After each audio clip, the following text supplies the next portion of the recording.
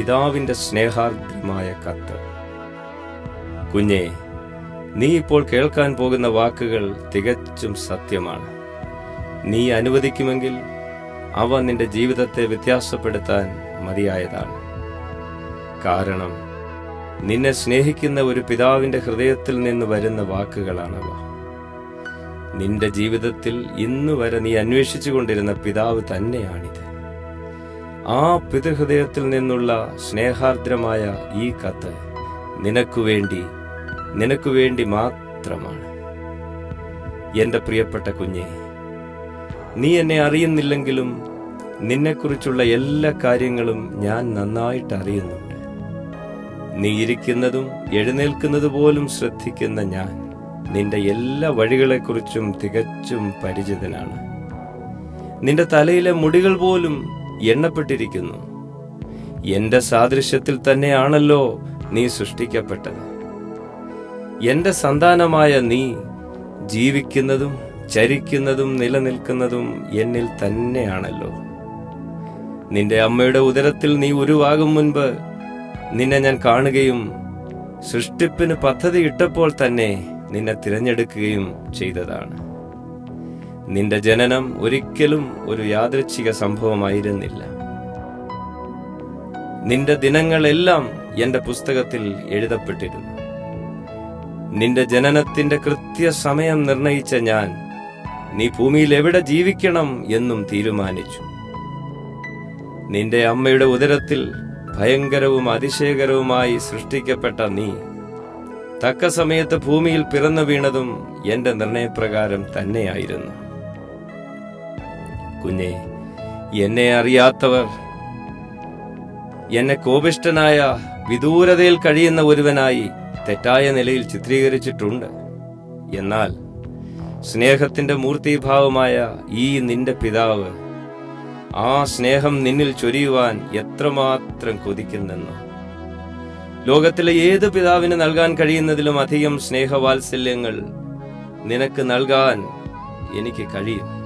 കാരണം ഞാൻ മാത്രമാണ് സമ്പൂർണനായ പിതാവ്. നിന്റെ എല്ലാ ആവശ്യങ്ങളും നിറവേറ്റാൻ കഴിയുന്ന എന്നിൽ നിന്നാണ് നീ എല്ലാ നല്ല ദാനങ്ങളും കൈക്കൊള്ളുന്നത്. നിന്റെ ഭാവിയെക്കുറിച്ചുള്ള എന്റെ പദ്ധതികളെല്ലാം പ്രത്യാശ നിർഭരമാണ്. നിത്യസ്നേഹം കൊണ്ട് ഞാൻ നിന്നെ സ്നേഹിക്കുന്നു.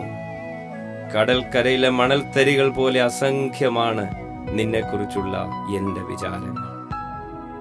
നിന്നെ ഓർക്കുമ്പോൾ എന്റെ ഹൃദയം ആനന്ദഗീതത്താൽ നിറയുന്നു. നീ എന്റെ അമൂല്യ സമ്പത്താകയാൽ നിനക്ക് എത്ര നന്മ ചെയ്താലും എനിക്ക് മതി വരികയില്ല.